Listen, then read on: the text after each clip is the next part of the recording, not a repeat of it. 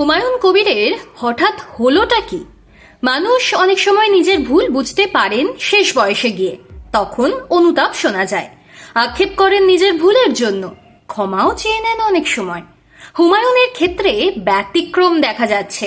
তিনি নতুন দল খোলার পর থেকেই যেন অন্য মানুষ। কেউ কেউ অবশ্য বলছেন সিপিআইএম এর রাজ্য সম্পাদক মোহাম্মদ সেলিমের সৎসঙ্গে পড়ে আমূল বদল হয়েছে তাঁর। যে যাই বলুন না কেন, হুমায়ুন যে ভোটের আবহে নিজেকে পাল্টে ফেলেছেন তার প্রমাণ বারবার মিলছে। এর আগে রেজিনগরের মঞ্চ থেকে লোকসভা ভোটের সময় মুর্শিদাবাদের হিন্দুদের নিয়ে যে মন্তব্য করেছিলেন তার জন্য দুঃখ প্রকাশ করেছেন, ক্ষমাও চেয়েছিলেন। এবারে অধীর রঞ্জন চৌধুরীর জন্য দুঃখ প্রকাশ হুমায়ুনের। তৃণমূলের সাসপেন্ডেড বিধায়ক নতুন দল খোলার পর বাম কংগ্রেসের সঙ্গে জোট চেয়েছিলেন। কংগ্রেস তাঁর ডাকে সাড়াই দেয়নি। বামেরা না হয়তো বলেনি, তবে হ্যাঁ বলবে এমন সম্ভাবনা কেউই দেখছেন না। সেই হুমায়ুন আবার ভুল করেছে বললেন কংগ্রেসের বর্ষিয়ান নেতা অধীরকে লোকসভা ভোটে হারিয়ে। অধীরের সঙ্গে তার মনোমালিন্য বাংলার রাজনীতিতে কারোর অজানা নয়। একসময় দাদা ভাইয়ের সম্পর্ক অনেক আগেই ঘেঁটে গিয়েছে। সেই অধীরের জন্য কেন খারাপ লাগছে হুমায়ুনের? হুমায়ুন বলেছেন, অধীর চৌধুরীকে হারানো আমাদের ভুল হয়েছে। একজনকে বড় খেলোয়াড় ভেবে যাকে আমরা জিতিয়েছিলাম, যাকে হারিয়েছিলাম তার জন্য আমরা অনুতপ্ত। 5 বারের সাংসদকে হারিয়ে জেলার মানুষ ভুল করেছে, আমরাও ভুল করেছি। ইউসুফ পাঠানকে জেতানোর জন্য আমরা ভোট দিতে বলেছিলাম, সেটা আমাদের ভুল ছিল।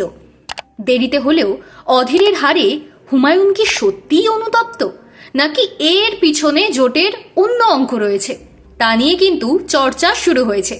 কিছুদিন আগে হুমায়ুনের মন বুঝতে নিউ টাউনে একটি 5 তারা হোটেলে দেখা করেছিলেন সেলিম। বিতর্কের মধ্যেই সেলিম আবার হুমায়ুন প্রসঙ্গে বলে দিয়েছিলেন, অধীর এবং আমাকে হারানোর জন্য যে বিভাজনের রাজনীতি করা হয়েছে আমরা তার বিরুদ্ধে। বিভাজন কোনোভাবেই চলবে না তাকে বলেছি। হিন্দুদের নিয়ে ওর করা একটি মন্তব্যে মুর্শিদাবাদের সামাজিক সমন্বয়ে টানাপোড়েন তৈরি করেছে। তাহলে কি সেলিমের সৎসঙ্গেই সুর বদল হুমায়ুনের? তা নিয়ে চর্চা কিন্তু থামছে না।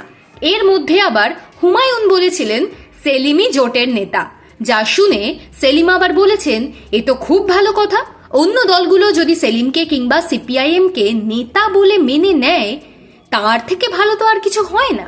প্রশ্ন হলো, হুমায়ুনের অনুতাপ শুনে কি বলছেন অধীর? সেলিম এবং হুমায়ুন বৈঠকের খবর শুনে কংগ্রেসের সিনিয়র নেতা বলেছিলেন, কে কার সঙ্গে বৈঠক করছে আমার জানা নেই। সেলিম তার পুরনো বন্ধু, বাম কংগ্রেস জোটের পৌরোহিত্যও করেছেন 2016 সালে। সেই অধীর আবার হুমায়ুনের বক্তব্যের প্রতিক্রিয়া দিতে গিয়ে বলেছেন, এ ব্যাপারে তার কোনো কৌতূহল নেই। তাকে মানুষই নির্বাচিত করেছে, মানুষের দ্বারাই পরাজিত। প্রশ্ন হলো, সেলিমের সঙ্গে বৈঠকের পর এবার হুমায়ুনের কথায় অধীর যোগ কেন? স্রেফ অনুতাপ, নাকি জোটের অঙ্ক এখনো কষছেন জনতা উন্নয়ন পার্টির চেয়ারম্যান? বামেদের সঙ্গে জোট না হলেও নওশাদ সিদ্দিকীর দলের সঙ্গে জোট হতে চলেছে এমনই খবর। আইএসএফ আবার বাম জোটের শরিক।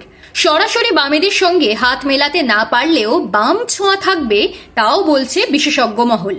হুমায়ুন এখনো জোটের প্রত্যাশা ছেড়ে দেননি। 25শে ফেব্রুয়ারি পর্যন্ত তিনি অপেক্ষা করবেন, তা বলে দিয়েছেন।